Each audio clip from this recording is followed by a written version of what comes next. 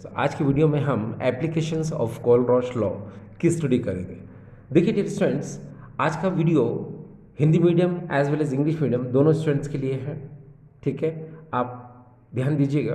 देखिए, फर्स्टली हम बात करेंगे आपके लिए। देखिए, एप्लीकेशन ऑफ कोलरॉश लॉ, इसका जो फर्स्ट एप्लीकेशन है, डिटर्मिनेशन ऑफ मोलर कंडक्टेंस और equivalent conductance at infinite dilution for weak electrolyte। Number second है determination of degree of dissociation of weak electrolyte. Number third है determination dissociation constant for weak electrolyte. और number four है determination of solubility of sparingly soluble salt. ठीक है, तो dear students, ये चार application हैं और इन चारों एप्लीकेशन की स्टडी आज हम इस वीडियो में करेंगे। हिंदी मीडियम स्टूडेंट सुनिए। देखिए, कोलरॉश नियम का जो पहला अनुप्रयोग है वो इस तरह से है, अनंत तनुता पर किसी भी दुर्बल विद्युत अपघट्य पदार्थ की तुल्यांकी चालकता एवं आणविक चालकता का निर्धारण करना। अनंत तनुता पर किसी भी दुर्बल विद्युत अपघट्य पदार्थ की तुल्यांकी चालकता या आणविक चालकता का निर्धारण करना। ठीक है, ये फर्स्ट एप्लीकेशन हो जाएगा। सेकंड है दुर्बल विद्युत अपघट्य पदार्थ की वियोजन की मात्रा का निर्धारण करना। नंबर तीसरा है दुर्बल विद्युत अपघट्य पदार्थ के लिए वियोजन स्थिरांक का निर्धारण करना। और नंबर चौथा है अल्प विलेय लवण की विलेयता का निर्धारण करना। ठीक, तो अब हम स्टार्ट करते हैं फर्स्ट एप्लीकेशन से, डिटर्मिनेशन ऑफ मोलर कंडक्टेंस और equivalent conductance eight infinite dilution for weak electrolyte. ठीक है, यानी कि दुर्बल विद्युत अपघट्य पदार्थ की अनंत तनुता पर तुल्यांकी चालकता या आणविक चालकता का निर्धारण करना हम करते हैं। देखिए डियर स्टूडेंट्स, हमारे सामने ये है फर्स्ट एप्लीकेशन। ठीक डियर स्टूडेंट्स, देखिए जरा आप यहाँ पर, ये हमारे सामने फर्स्ट एप्लीकेशन है। ये देखिए, डिटर्मिनेशन ऑफ मोलर कंडक्टेंस और equivalent conductance eight infinite delusion for weak electrolyte. Hindi में सुने, अनंत तनुता पर दुर्बल विद्युत अपघट्य पदार्थ की आणविक चालकता अथवा तुल्यांकी चालकता का निर्धारण करना। देखिए डियर स्टूडेंट्स, ये जो फर्स्ट एप्लीकेशन है इसमें आप किस तरह से एक्सप्लेन करेंगे तो मैं बता दूं, सुनिए। देखिए, with the help of strong electrolyte we can determine equivalent conductance or molar conductance of weak electrolyte. Repeat once again, listen. With the help of strong electrolyte we can determine equivalent conductance or molar conductance of weak electrolyte. प्रबल विद्युत अपघट्य पदार्थ की सहायता से हम किसी भी दुर्बल विद्युत अपघट्य पदार्थ की तुल्यांकी चालकता एवं आणविक चालकता का निर्धारण कर सकते हैं।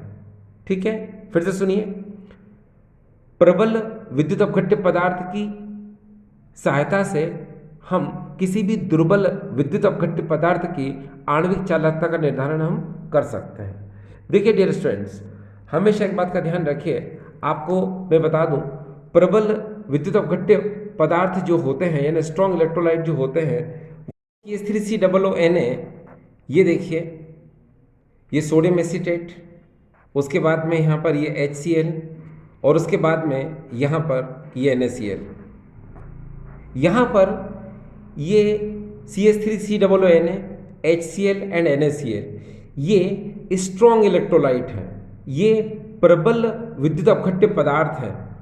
हमको इनकी हेल्प से जो वीक इलेक्ट्रोलाइट होता है, ये देखिए CH3COOH, हमको इसका इनफाइनाइट डिल्यूजन पर इक्विवेलेंट कंडक्टेंस और मोलर कंडक्टेंस निकालना है। अनंत तनुता पर हमें इसकी तुल्यांकी चालकता और आणविक चालकता निकालना है।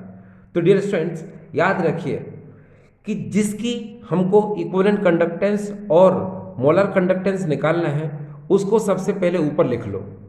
ठीक है, और जो 3 स्ट्रॉन्ग इलेक्ट्रोलाइट हैं उनको हम हमेशा नीचे लिखेंगे। ठीक है, याद रखिएगा आप कि जिस वीक इलेक्ट्रोलाइट की हमको इक्विवेलेंट और मोलर कंडक्टेंस निकालना है, उसको सबसे पहले लिखो, और जो 3 स्ट्रॉन्ग इलेक्ट्रोलाइट हैं उनको हमेशा नीचे लिखो। ठीक है, अब क्या होगा, ये जो स्ट्रॉन्ग इलेक्ट्रोलाइट है इसको हम अकॉर्डिंग टू कोलरॉश लॉ से आयोनाइज करेंगे। कोलरॉश नियम से इसको क्या करेंगे, हम आयनित करेंगे। देखिए कैसे, यहाँ पर आएगा लेमडा, ये एम, और यहाँ पर आएगा इनफाइनाइट डाइल्यूजन।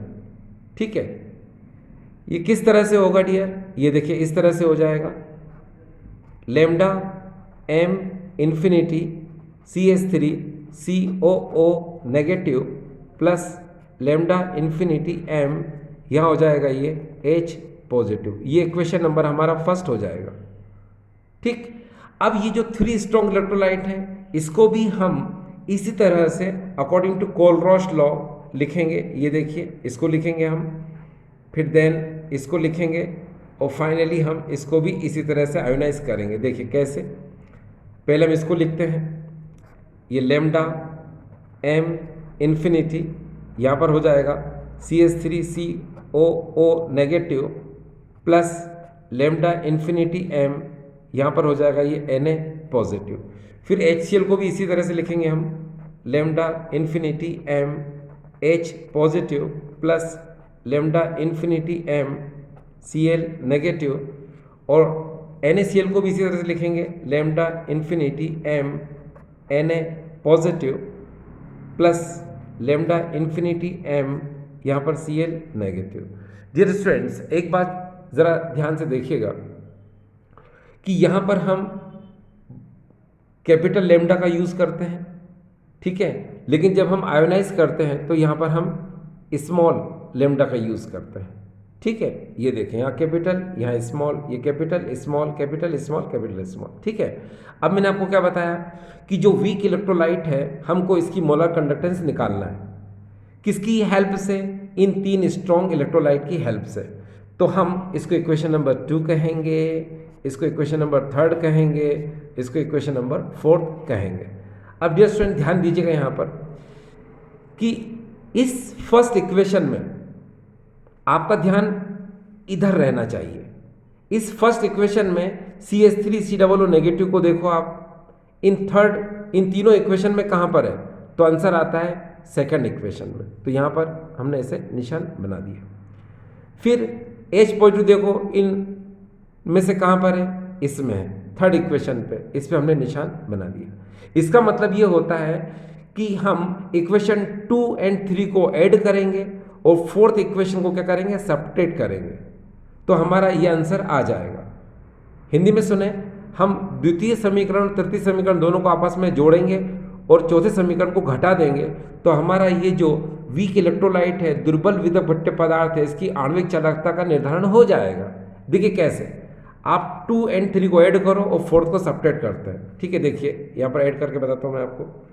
यहाँ पर हम लिखेंगे लेमडा इन्फिनिटी एम, यहाँ पर हो जाएगा CH3 COO plus lambda infinity m HCl plus lambda infinity m NaCl। तो मैंने आपको बताया इन दोनों को हमको क्या करना है, ऐड करना है, उस NaCl वालों को क्या करना है, माइनस। ये देखिए मैंने माइनस कर दिया, याद रखिएगा डियर, ये क्या है, माइनस। इन दोनों को ऐड करके इसको सब्ट्रैक्ट कर दिया। अब इसके आयंस ये हैं, इसके आयंस ये हैं, इसके आयंस ये हैं, बस इन आयंस को हम इक्वल टू करके लिख लेते हैं। तो चलो पहले इसको लिखो, किसको, इसके आयंस को। तो स्मॉल लेमडा, ये देखिए यहाँ हो जाएगा CH3 COO नेगेटिव प्लस ये देखिए यहाँ पर हो जाएगा Na पॉजिटिव। फिर ये HCl का तो प्लस में है, तो यहाँ प्लस करके हम लिखेंगे lambda infinity M H positive, और फिर उसके आगे यहाँ पर प्लस लेमडा इन्फिनिटी एम, ये Cl नेगेटिव। ये देखिए dear, lambda infinity Cl negative. अब NaCl के आगे माइनस है, तो नेचुरल है कि ये जो आयंस है इन दोनों के आगे माइनस लगेगा, है ना। तो ये देखो यहाँ पर मैंने माइनस कर दिया, और यहाँ पर हो जाएगा lambda infinity M Na positive, इसको लिखा माइनस में, फिर इसको भी माइनस में लिख देंगे, क्योंकि जब इसके आगे माइनस है तो इनके जो आयंस है नेचुरल है दोनों में माइनस माइनस आएगा। तो यहाँ पर माइनस लेमडा इन्फिनिटी एम, और यहाँ हो जाएगा Cl नेगेटिव। इतना होने के बाद अब जरा ध्यान से देखिए आप, ये देखिए माइनस का Na पॉजिटिव है और ये प्लस का Na पॉजिटिव है, तो इनको आपस में डिस्कार्ड राइट यानी काट दो। फिर ये माइनस का Cl नेगेटिव, ये प्लस का Cl नेगेटिव, इनको आपस में काट दो। अब आपके पास क्या बचा, ये देखिए ये बचा और यहाँ पर ये बचा, ठीक। तो इनको आगे वाले इक्वेशन में लिख लो, इक्वल टू करके लिखो जरा, lambda infinity m CH3 C double और नेगेटिव, फिर इसको लिख लो plus lambda infinity m H positive. अब देखिए ये दोनों के दोनों को हम क्या लिख सकते हैं, याद करो, हम ये लिख सकते हैं, है ना। इनकी जगह पर क्या लिख सकते हैं, हम ये लिख सकते हैं। तो यहाँ पर क्या आ जाएगा डियर, यहाँ पर हम लिख सकते हैं, ये देखिए capital lambda infinity m CH3 C double OH। ये देखिए, तो आपने क्या देखा, आपने देखा कि ये 3 स्ट्रॉन्ग इलेक्ट्रोलाइट की हेल्प से हम इस वीक इलेक्ट्रोलाइट की मोलर कंडक्टेंस को इनफाइनाइट डिल्यूजन पर निकाल सकते हैं। ठीक है, देख लिया आपने। तो करना बहुत सिंपल है, कुछ नहीं करना है, मैंने आपको तरीका बता दिया। ठीक है, कि CH3 COOH में CH3 COO नेचुरली कहाँ होगा, इसमें होगा, H कहाँ होगा, इसमें होगा। तो दोनों इक्वेशन को ऐड करो और जो थर्ड है उसको सब्ट्रैक्ट कर दो, तो बस आंसर आ जाएगा। न्यूमेरिकल भी इसी प्रिंसिपल पर वर्क करता है बस। तो ये देखा आपने, ये फर्स्ट आपका एप्लीकेशन आपको समझ में आ गया होगा। ठीक है, ये डियर क्या कौन सा था, ये फर्स्ट एप्लीकेशन था। अब डियर स्टूडेंट्स, अब हम बात करेंगे, यहाँ पर हमारे सामने है सेकंड एप्लीकेशन। तो अब हम सेकंड एप्लीकेशन की बात करेंगे। देखिए ये सेकंड एप्लीकेशन हमारे सामने आ गया और इस तरह से है ये, determination of degree of dissociation of weak electrolyte, दुर्बल विद्युत अपघट्य पदार्थ की विजन की मात्रा का निर्धारण करना। ठीक है, तो डियर स्टूडेंट्स अब हम क्या करेंगे कि इस क्वेश्चन को सॉल्व करने के लिए हम यहाँ पर एक काम कर सकते हैं। देखिए ये क्लियर दिख रहा होगा आपको, दुर्बल विद्युत अपघट्य पदार्थ की विजन की मात्रा का निर्धारण करना, determination of degree of dissociation of weak electrolyte. Dear students हमेशा एक बात का ध्यान रखिए, इसको आप बहुत इजी तरीके से बता सकते हैं। दो कैसे, आपको यहाँ पर इतना करना है बस, alpha equal to lambda m C upon lambda m infinity, बस इतना आपने लिख दिया तो ये पूरा का पूरा जो है डिग्री ऑफ डिसोसिएशन आपका डिटरमाइन हो जाएगा। किसके लिए, वीक इलेक्ट्रोलाइट के लिए। अब देखिए डियर स्टूडेंट्स, यहाँ पर ये क्या है, ये क्या है, ये क्या है, तो मैं बता दूं आपको क्या है। देखिए अल्फा को हम लोग बोलते हैं degree of dissociation, dissociation Hindi में कहते हैं इसको वियोजन की मात्रा। ये वियोजन की मात्रा मैं लिख देता हूं यहां पर, वियोजन की मात्रा। अब यहां पर ये लेमडा m C क्या है, चलो इसको लिख देते हैं लेमडा m C। तो यहां पर लिखेंगे हम molar conductance at concentration C। तो यहां लिख देता हूं मैं molar conductance at concentration C।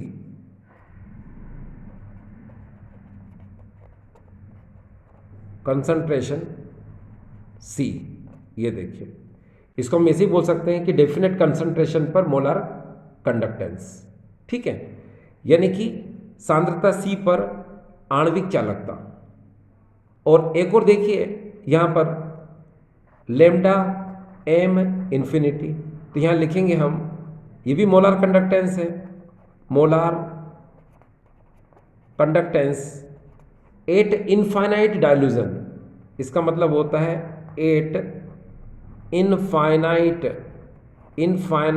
डायल्यूजन। देखो इनफाइनाइट डायल्यूजन का मतलब होता है कि यहाँ पर कंसंट्रेशन क्या होती है डियर, जीरो होती है। ठीक है, अभी बताऊंगा मैं आपको। ठीक है, तो यहाँ पर तो एक डेफिनेट कंसंट्रेशन C पर ये मोलार कंडक्टेंस है, और ये जब कंसंट्रेशन जीरो होती है उसी को हम लोग बोलते हैं इनफाइनाइट डायल्यूजन पर ये क्या है, मोलार कंडक्टेंस। हिंदी में कहते हैं इसको अनंत तनुता पर आणविक चालकता। एक बार मैं फिर से बताऊं हिंदी में, देखिए अल्फा विजन की मात्रा, इसको बोलेंगे सांद्रण C पर आणविक चालकता, इसको हम लोग बोलेंगे अनंत तनुता पर आणविक चालकता। ठीक है, क्लियर। इंग्लिश में सुने एक बार फिर से, alpha degree of dissociation, lambda M C को हम लोग बोलते हैं molar conductance at definite concentration, या फिर बोल सकते हो molar conductance at concentration C, molar conductance at infinite dilution. अब डियर स्टूडेंट देखिए यहाँ पर क्या होता है, इस पे आप थोड़ा सा ध्यान दीजिए। देखो यहाँ आपको इस बात पर थोड़ा सा ध्यान देने की जरूरत है। ये देखिए, अगर आपके पास ये फार्मूला है पूरा का पूरा, ठीक है, आपको बोलने का तरीका क्या होगा, बोलेंगे कैसे, आपको पता है ये भी मोलार कंडक्टेंस है, ये भी मोलार कंडक्टेंस है, और ये इक्वल टू किसके है, डिग्री ऑफ डिसोसिएशन है अल्फा के। तो आप कैसे बोलेंगे, आप इसको ऐसे बोलेंगे, the value of molar conductance depends upon the value of degree of dissociation. When increases the value of degree of dissociation, then also increases the value of molar conductance। ठीक है, हिंदी में सुने, आणविक चालकता का मान विजन की मात्रा पर निर्भर करता है। विजन की मात्रा का मान जितना ज़्यादा होता है, आणविक चालकता का मान उतना ही ज़्यादा होता है। ठीक है, चलिए अब इसके आगे क्या लिखेंगे आप, आगे लिखेंगे एट इनफाइनाइट डिल्यूजन, फिर ब्रैकेट में लिखेंगे आप C इक्वल टू 0, क्योंकि आपको पता है इनफाइनाइट डिल्यूजन का मतलब होता है कि आपने उस इलेक्ट्रोलाइट में इतना वाटर मिला दिया है कि वो जो इलेक्ट्रोलाइट है वो कंप्लीटली आयोनाइज हो चुका है। अब उसकी जरा सी भी कंसंट्रेशन उस सॉल्यूशन में नहीं बची है, जितनी है वो सारी सारी क्या हो गई है, आयोनाइज हो गई है। तो अल्फा की वैल्यू उस कंडीशन में क्या हो जाती है, 1 हो जाती है। आपको पता होगा on complete dissociation, on complete ionization alpha equal to 1। ठीक है, पूर्ण आयनन पर या पूर्ण वियोजन पर अल्फा का मान हमेशा क्या होता है, 1 होता है। ठीक है, तो यहां पर यही हुआ क्या, इनफाइनाइट डिल्यूजन पर, यानी कि ब्रैकेट में लिखेंगे आप C इक्वल टू 0। ठीक है, तो वहां पर क्या होता है कि जो वीक इलेक्ट्रोलाइट होता है वो कंप्लीटली आयोनाइज हो जाता है अपने आयंस में। ठीक है, तो उस समय क्या होता है कि अल्फा की वैल्यू क्या हो जाती है, वो 1 हो जाती है। ठीक है ना। तो ये इतना आपको समझ में आ गया। अगर हमारे पास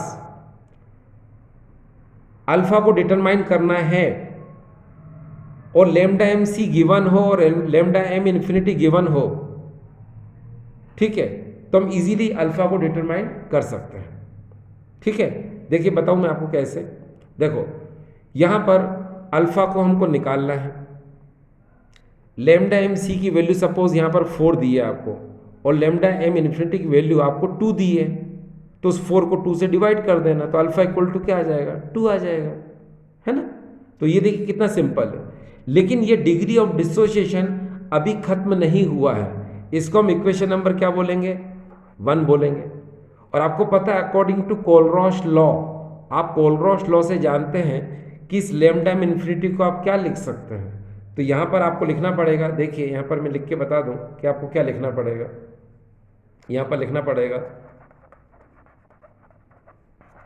according to Kohlrausch law,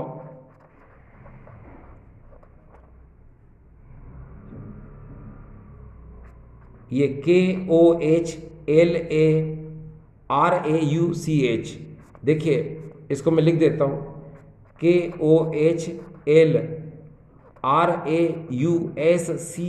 Kohlrausch law.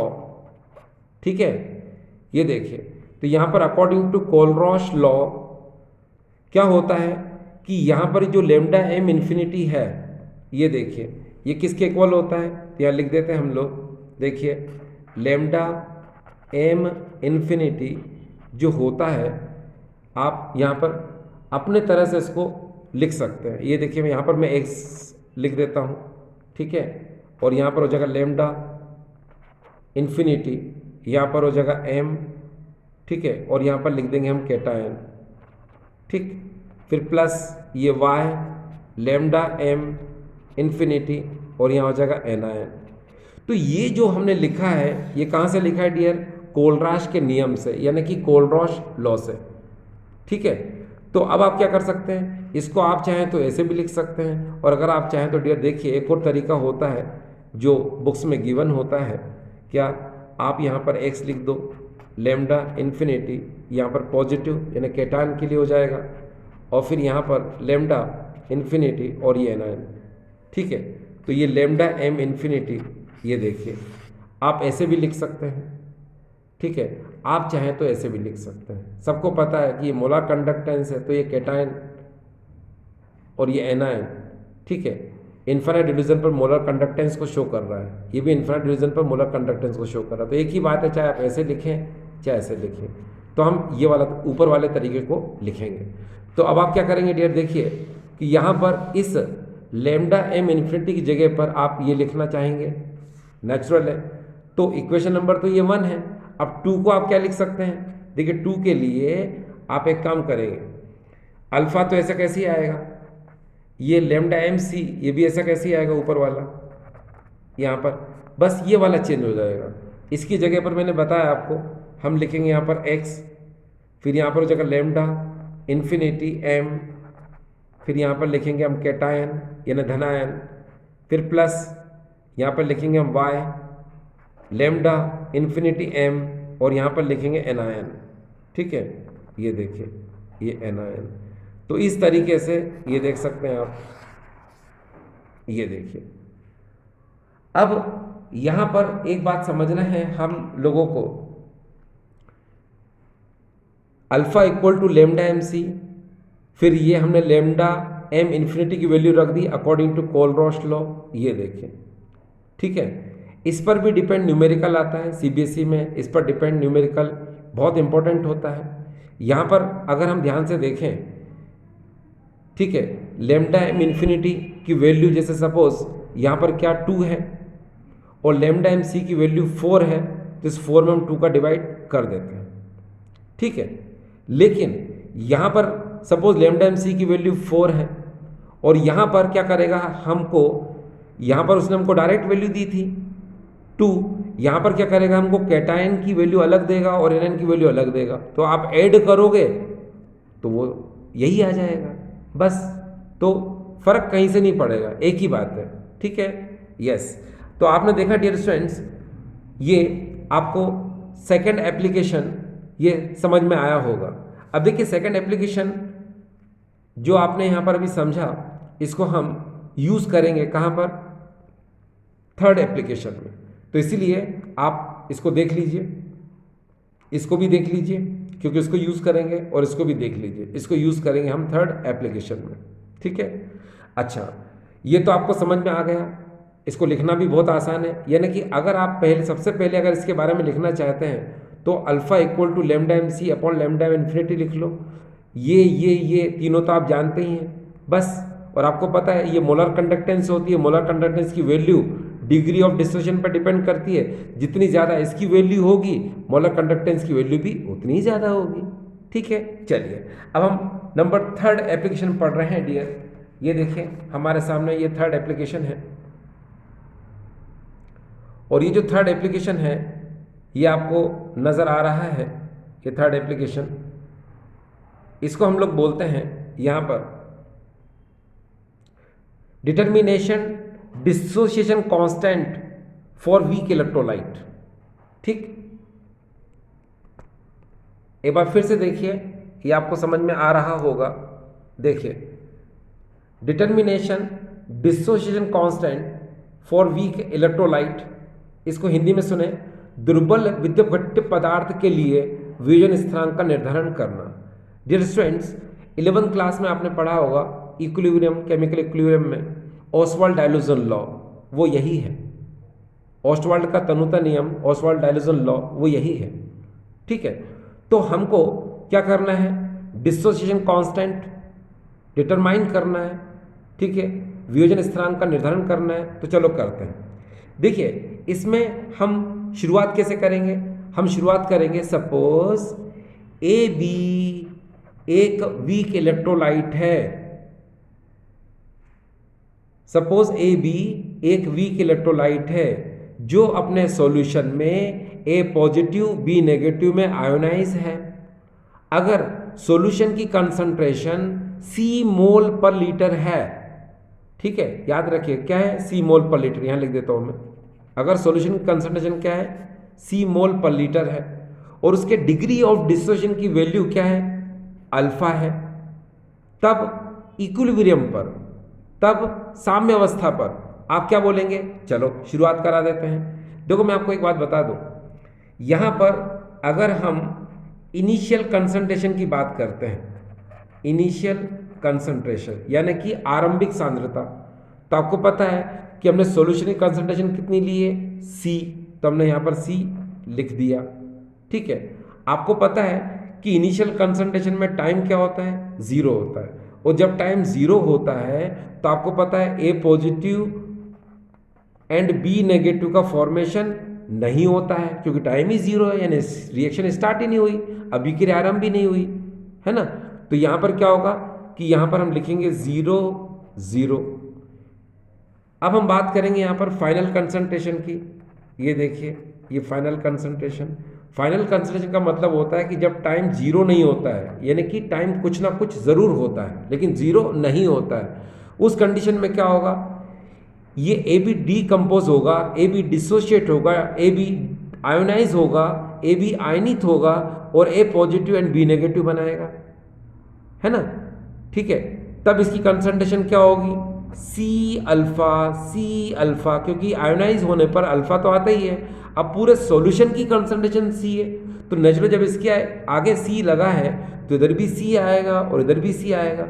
ठीक है, अल्फा क्यों आया, क्योंकि डिग्री ऑफ डिसोसिएशन है, क्योंकि ए बी में से ये डी कंपोज हुआ है, डिसोशिएट हुआ है, आयनित हुआ है।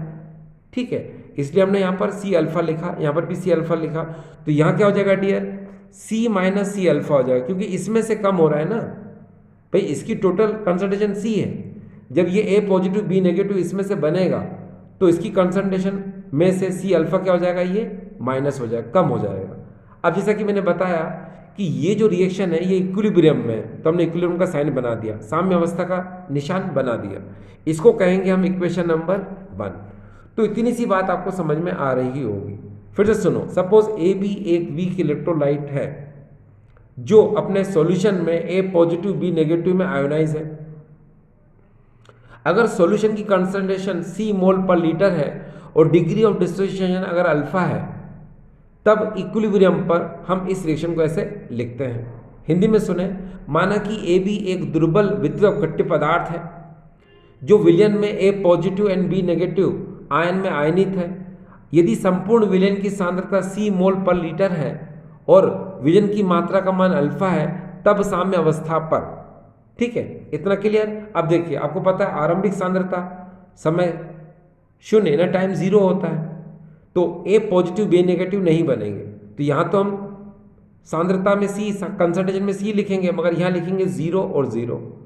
जब टाइम जीरो नहीं होता, कुछ ना कुछ होता है, तो ए पॉजिटिव एंड बी नेगेटिव का फॉर्मेशन होता है, इनका निर्माण होता है ना। तो हम इसको कहेंगे सी अल्फा, इसको भी कहेंगे सी अल्फा। तो इस सी में से ये माइनस में सी अल्फा आएगा, क्यों, क्योंकि इसमें से तो ये कम हो रहा है ना। ठीक है ना, आप खुद सोचो थोड़ी देर के लिए, मान लो 1 लीटर मिल्क है, यहां पर अगर टाइम जीरो है तो उसमें मलाई एंड मावा कुछ भी नहीं बनेगा, क्योंकि रिएक्शन स्टार्ट ही नहीं हुई। लेकिन जब टाइम कुछ ना कुछ होगा तो आपने देखा होगा उसमें मलाई एंड मावा बनना स्टार्ट हो जाएगा, तो मिल्क की कंसंट्रेशन तो कम होगी ना, मिल्क की यानी दूध की मात्रा तो कम होगी, है ना। जैसे जैसे बनता चला जाएगा इसकी कंसंट्रेशन क्या होती जाएगी, कम होती जाएगी। ठीक है, इसीलिए अगर ये सी अल्फा है तो यहाँ क्या हो जाएगा, इस सी में से ये सी अल्फा सब्ट्रैक्ट हो जाएगा, यानी घट जाएगा। तो ये हो गई हमारा इक्वेशन नंबर 1। अब याद रखिए, यहाँ पर हम लगाएंगे लॉ ऑफ मास एक्शन। ठीक है, तो यहाँ पर हम अप्लाई करेंगे, ये देखिए applying law of mass action, law of mass action हम यहाँ पर लगाएंगे द्रव अनुपाती क्रिया का नियम। तो यहाँ लिख देते हैं द्रव अनुपाती क्रिया का नियम, क्रिया का नियम। आपको पता है डियर, अगर आप लॉ ऑफ मास एक्शन लगाते हैं तो आपको पता है K इक्वल टू क्या होगा, K इक्वल टू होता है molar concentration of dissociate ions upon molar concentration of undissociate ion. फिर से सुनो, molar concentration of dissociate ions upon molar concentration of undissociate ions. Hindi में सुने, आयनित आयनों का मोलर सांद्रण बटे अनआयनित आयनों का मोलर सांद्रण। तो आयनित तो ये है, आयोनाइज तो ये हैं, तो हम यहाँ पर लिखेंगे ए पॉजिटिव ये मोलार कंसंट्रेशन, बी नेगेटिव ये मोलार कंसंट्रेशन, और जो अनडिसोशिएट है अनआयनित है वो ये है, तो हमने लिख दिया इसको ए बी, इतना लिख दिया। इक्वेशन नंबर क्या होगा डियर, ये 2 हो गया। अब आपको पता है ए पॉजिटिव की वैल्यू क्या है, ये देखिए, बी नेगेटिव की क्या है डियर, ये बी नेगेटिव, ये देखिए इसकी वैल्यू क्या है सी अल्फा, और ए बी की वैल्यू क्या है सी माइनस सी अल्फा। यहाँ पुट कर दो, तो यहाँ पुट करेंगे तो क्या होगा डियर, देखिए ये के इक्वल टू यहाँ हो जाएगा C alpha into C alpha, और यहाँ हो जाएगा सी माइनस सी अल्फा। अब इसमें भी सी है इसमें भी सी है, तो सी कॉमन ले लो यहाँ पर, तो C alpha into C alpha upon C common लेने के बाद यहाँ हो जाएगा 1 माइनस अल्फा। ठीक है, अब इस सी से इस सी को उड़ा दो, तो यहाँ क्या बचेगा C alpha square upon 1 minus alpha. तो ये K equal to C alpha square 1 minus alpha. आपको पता है कि 1 की वैल्यू बहुत ग्रेटर होती है किससे, अल्फा से। एक का मान हमेशा क्या होता है, अल्फा से बहुत ज़्यादा होता है। ये देखिए 1 always is greater than alpha. तो हम अल्फा को क्या करेंगे, नेग्लिजिबल मान लेंगे, नगण्य मान लेंगे। तो यहाँ पर 1 बचेगा, और 1 नीचे लिखो चाहे मत लिखो एक ही बात है ना। देखो ना यहाँ पर K equal to C alpha square upon 1 लिखो मत लिखो एक ही बात है, हटा दिया उसको। तो यहाँ क्या बचेगा, ये K equal to C alpha square ये बचा। अब क्या करेंगे हम, सी को नीचे लाइए, तो अल्फा स्क्वायर इक्वल टू के अपॉन ये सी हो जाएगा, हो गया। अब यहाँ से स्क्वायर हटा दीजिए, ये देखो हटा देंगे तो क्या हो जाएगा, अल्फा इक्वल टू इधर रूट आ जाएगा, तो के अपॉन सी ये हो गया। अब याद करिए मैंने आपको सेकंड एप्लीकेशन में अल्फा की वैल्यू जो बताई थी वो आप यहाँ पर लिख दो। यहाँ लिखो तो क्या होगा, देखिए यहाँ लिखेंगे तो ये हो जाएगा, ये देखो यहाँ लिख देता हूँ मैं, यहाँ पर lambda M C upon lambda M infinity ये होता है अल्फा के इक्वल। ठीक है, और हमारा जो वैल्यू आया था वो alpha equal to root K upon सी आया था। तो इस अल्फा की जगह हम क्या करेंगे, इस वैल्यू को पुट कर देंगे, तो हमें क्या मिलेगा, देखिए lambda M C upon lambda M infinity equal to root K upon C. फिर आपको पता है इस लेमडा एम इन्फिनिटी को according to Kohlrausch law, Kohlrausch नियम से क्या लिख सकते हैं, ये देखिए लेमडा एम सी अपॉन यहाँ पर हम लिख सकते हैं, ये देखिए एक्स है ना, स्मॉल लेमडा, फिर यहाँ पर आएगा इन्फिनिटी, और यहाँ पर हम लिख देंगे एम, ये लिख दिया हमने केटायन, प्लस ये वाई लेमडा इन्फिनिटी एम, और यहाँ लिख दिया हमने anion equal to under root K upon C. ये देखिए ये हमारा आ गया। ठीक है, तो डियर स्टूडेंट्स ये था हमारा थर्ड एप्लीकेशन। ठीक है, तो ये थर्ड एप्लीकेशन भी आपको समझ में आ गया। आपने देखा होगा थर्ड एप्लीकेशन में सेकंड एप्लीकेशन का यूज़ हुआ। ठीक है, क्योंकि इससे पहले आपने देखा क्या निकाला, alpha equal to root K upon C, ये आपने ऑसवाल्ड डाइल्यूशन लॉ में 11th में पढ़ा था, है ना। अभी हम क्या कर रहे हैं, अल्फा की जो ये वैल्यू होती है ये हमने पहले पुट की, और फिर अकॉर्डिंग टू कोलरॉश लॉ ये वैल्यू पुट कर दी, ये आ गया हमारा थर्ड एप्लीकेशन। ठीक है, चलिए इस समय हम पढ़ने जा रहे हैं fourth application, determination of solubility of Sprüngli soluble salt. Determination of solubility of sparingly soluble salt, अल्प विलेय लवण की विलेयता का निर्धारण करना, अल्प विलेय लवण की विलेयता का निर्धारण करना। डियर स्टूडेंट्स आप बहुत अच्छे से जानते हैं ये जो स्प्रिंगली सॉल्युबल सॉल्ट होते हैं, यानी जो अल्प विलेय लवण होते हैं वो कौन कौन से होते हैं, देखिए AgCl, PbSO4, BSO4 एटसेट्रा। ठीक है, एक बार फिर से देखिए AgCl, PbSO4, BSO4 एटसेट्रा, ये क्या है, ये अल्प विलेय लवण है, यानी कि स्प्रिंगली सॉल्युबल सॉल्ट है। अगर इनको हम वाटर में डाल दें तो ये बहुत कम डिजॉल्व होते हैं। ठीक है, यानी कि ये लेस सॉल्युबल होते हैं वाटर में, इसीलिए इनको हम लोग बोलते हैं स्प्रिंगली सॉल्युबल सॉल्ट यानी अल्प विलेय लवण। डियर स्टूडेंट्स, इस एप्लीकेशन को पढ़ाने से पहले मैं आपको saturated solution and unsaturated solution के बारे में थोड़ा बताऊं। देखिए क्या होता है, हम बात करेंगे सबसे पहले नंबर 1 सैचुरेटेड सॉल्यूशन। इसको कहते हैं हम संतृप्त विलयन। देखिए डियर स्टूडेंट्स, ये सैचुरेटेड सॉल्यूशन और नंबर 2 अनसैचुरेटेड सॉल्यूशन, इसे हम कहते हैं असंतृप्त विलयन। ठीक है, तो पहले आपको नजर आ रहा है यहाँ पर सैचुरेटेड सॉल्यूशन संतृप्त विलयन, दूसरा आ रहा है अनसैचुरेटेड सॉल्यूशन असंतृप्त विलयन। तो शुरुआत करेंगे हम इससे। ये अनसैचुरेटेड सॉल्यूशन क्या होता है, तो देखिए सबसे पहले हमने यहाँ पर एक कोई कंटेनर लिया और इसमें हमने यहाँ पर वाटर यानी पानी ले लिया और इसमें हमने क्या किया, इसके अंदर हमने कुछ शुगर की क्वांटिटी को मिला दिया। ये देखिए, तो वो जो शुगर है, वो शुगर अगर इस वाटर में पूरी तरह से डिसॉल्व हो जाती है, पूरी तरह से ये शुगर इस वाटर में विलय हो जाती है, डिसॉल्व हो जाती है, तो उसे हम कहेंगे अनसैचुरेटेड सॉल्यूशन। ठीक, एक बार फिर से सुनो, अगर हमने एक कंटेनर लिया, इस कंटेनर में हमने वाटर यानी पानी लिया, इसमें हमने शुगर डाली और इसको हमने चम्मच से हिलाया, अगर ये शुगर पूरी तरह से इस जल में, इस वाटर में सोल्यूबल हो जाती है, पूरी तरह से डिसॉल्व हो जाती है, तो इस सॉल्यूशन को हम कहेंगे अनसैचुरेटेड सॉल्यूशन यानी असंतृप्त विलयन।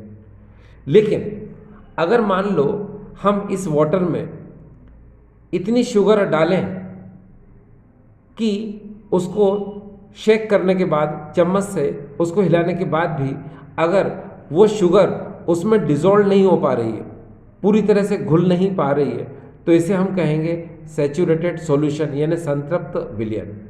और यही वजह है डियर स्टूडेंट्स कि यहाँ पर ये जो स्प्रिंगली सॉल्युबल सॉल्ट होते हैं, ये सैचुरेटेड सॉल्यूशन का फॉर्मेशन करते हैं, संतृप्त विलयन का निर्माण करते हैं। क्यों? क्योंकि इनकी बहुत कम क्वांटिटी इसमें डिसॉल्व होती है, बाकी क्वांटिटी अनडिसॉल्व रहती है। ठीक है, जो क्वांटिटी डिसॉल्व हो जाती है वो तो आयनित हो जाती है ना, आयोनाइज हो जाती है, और जो क्वांटिटी आयोनाइज नहीं होती है वो अनडिसॉल्व रहती है। तो इसीलिए ये हमेशा सैचुरेटेड सॉल्यूशन यानी कि संतृप्त विलयन का ही निर्माण करता है। ठीक है, तो अब आपको समझ में आ गया सैचुरेटेड सॉल्यूशन का मतलब वो सॉल्यूशन जिसमें हम अब और सॉलिड की क्वांटिटी को और विलय की मात्रा को डिसॉल्व नहीं करा सकते हैं। ठीक है, तो उसको हम लोग बोलेंगे सैचुरेटेड सॉल्यूशन। ठीक है, चलिए, तो अब हम बात करेंगे वापस से इस एप्लीकेशन की। देखिए, determination of solubility of Sprüngli soluble salt, अल्प विलय लवण की विलयता का निर्धारण करना। डियर स्टूडेंट्स, हम जानते हैं AgCl, PbSO4, BSO4 ये वाटर में बहुत कम सॉल्युबल होते हैं। ठीक है, इनकी जल में बहुत कम विलयता होती है। ठीक है, लेकिन जितनी भी इनकी क्वांटिटी वाटर में डिसॉल्व होती है, उसकी कोई ना कोई डेफिनेट सॉल्युबिलिटी तो होती ही है, उसकी कोई ना कोई निश्चित विलयता तो होती है, तो उसको हम डिटरमाइन करते हैं। ठीक है, इसीलिए हम इसको बोलते हैं क्या, determination of solubility of Sprüngli soluble salt. एक बार फिर से देखो, AgCl, PbSO4, BSO4 ये स्प्रिंगली सॉल्युबल सॉल्ट होते हैं, ये अल्प विलय लवण होते हैं। ठीक है, जब इनको वाटर में हम डालते हैं तो बहुत कम क्वांटिटी इनकी वाटर में डिसॉल्व होती है, बाकी अनडिसॉल्व क्वांटिटी इनकी होती है, बहुत कम मात्रा जल में विलय होती है, बाकी अविलय मात्रा रहती है। तो जो क्वांटिटी इनकी डिसॉल्व हो चुकी है उस वाटर में, उसकी सॉल्युबिलिटी को ही हम डिटरमाइन करते हैं।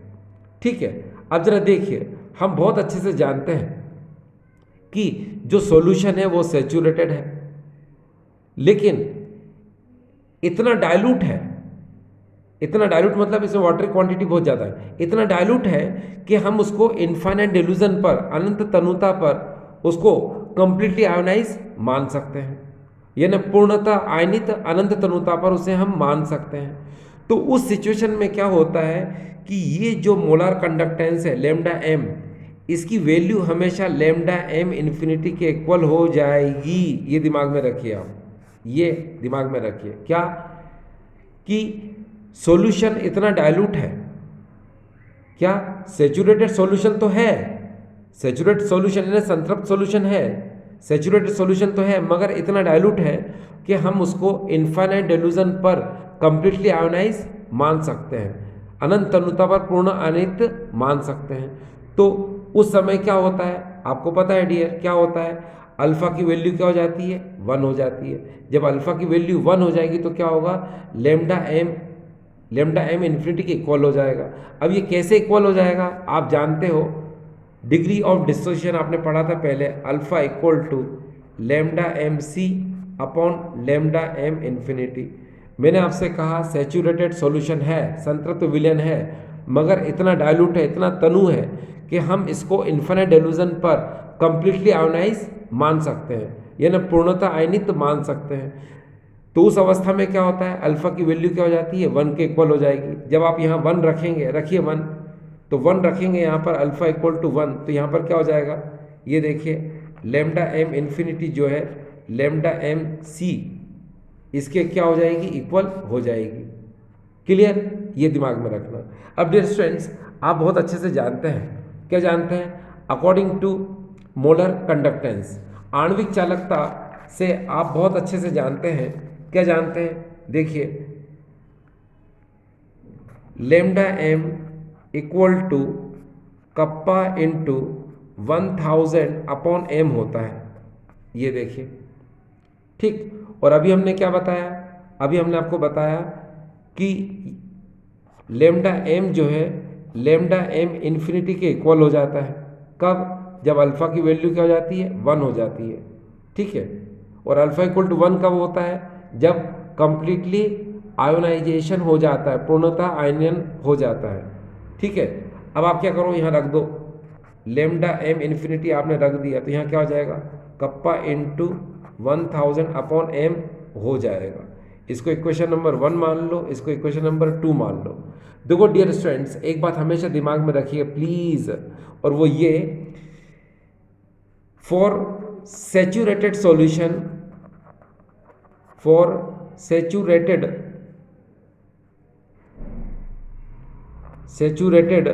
सॉल्यूशन यानी संतृप्त विलयन के लिए, संतृप्त विलयन के लिए ये जो एम का मतलब है मोलरिटी, ये जो मोलरिटी होती है ये हमेशा सॉल्युबिलिटी के इक्वल होती है, सॉल्युबिलिटी यानी कि ये जो मोलरता है ये हमेशा विलेयता के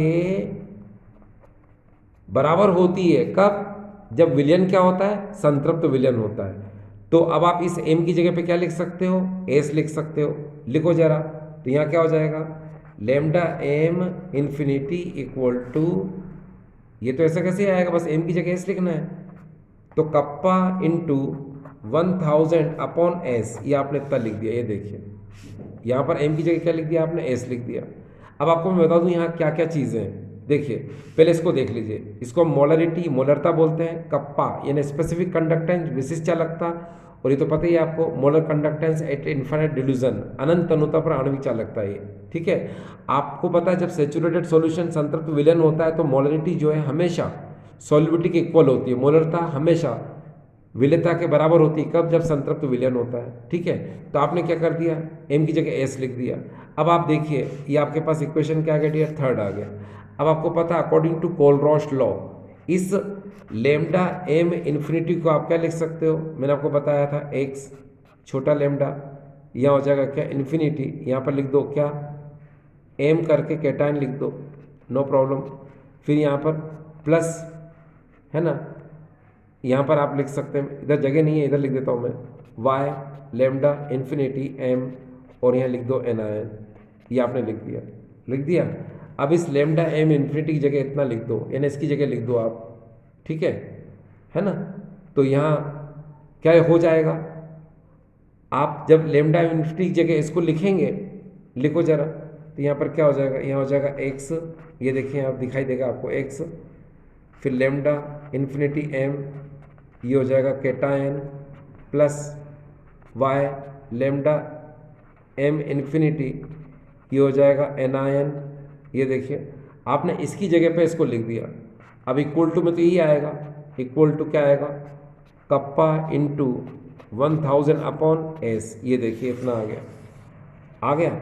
आपको सॉल्युबिलिटी निकालना है तो एस को उधर लिख दो, इसको नीचे लिख दो, बस ये हमारा आखिरी है ना। तो एस इक्वल टू यहाँ देखिए क्या हो जाएगा, कप्पा इंटू 1000 अपॉन यहाँ पर एक्स लेमडा इन्फिनिटी एम, यहाँ हो जाएगा cation plus Y lambda infinity M, और ये हो जाएगा डियर एनायन। तो इस फार्मूले से आप क्या कर सकते हो, सॉल्युबिलिटी को निकाल सकते हो, विलेयता का निर्धारण कर सकते हो। डियर स्टूडेंट्स, आई होप आपको समझ में आया होगा। ठीक डियर, थैंक यू।